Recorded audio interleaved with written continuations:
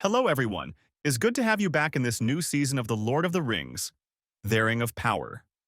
Please do like, comment, and subscribe for more. There are a lot of new characters in The Lord of the Rings, The Rings of Power Season 2, and Círdan the Shipwright is one of them who appeared heavily in the first episode.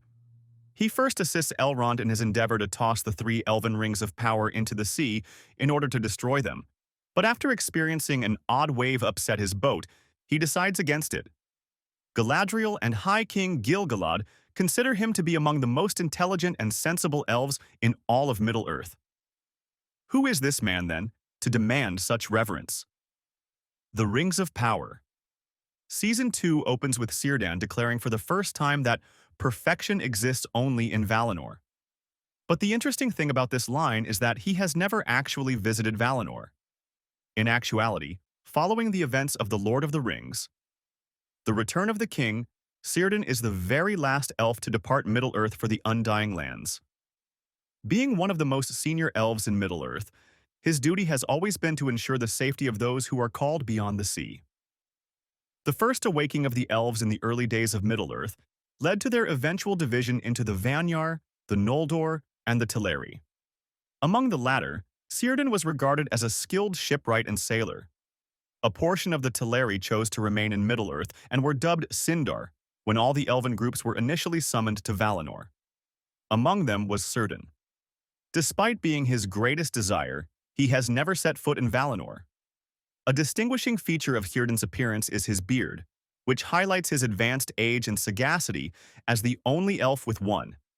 His beard represents the many years he has lived through and his ancient ancestry. Aside from Círdan's beard, most elves never seem to age, making him one of the oldest elves still alive in Middle-earth.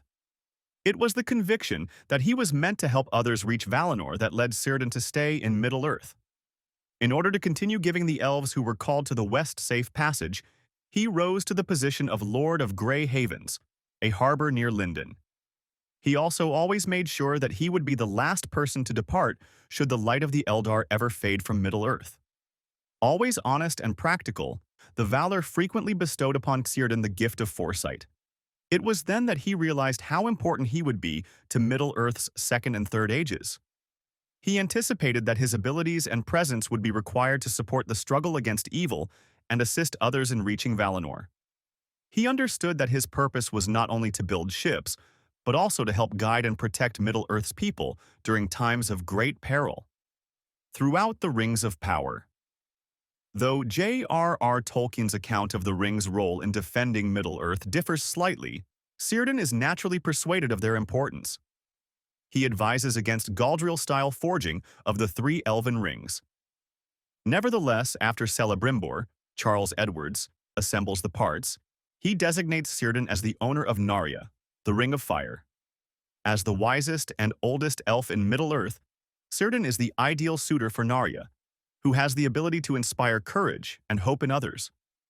For a while, Círdan held on to Narya, but he knew someone with a bigger destiny would require its power. Gandalf is identified by Círdan as the one who would most benefit from Narya's strength when the Astari arrive in Middle-earth during the Third Age. Círdan decides to give Narya to Gandalf after realizing his wisdom and understanding of his pivotal role in the impending battle against Sauron. Narya thus moved from Círdan to Gandalf, supporting the wizard in his Third Age mission to dispel hopelessness and encourage resistance against Sauron. Círdan's deep wisdom and dedication to Middle-earth's well-being were demonstrated by his selflessness and foresight, which made it possible to use Narya to help in the battle against darkness.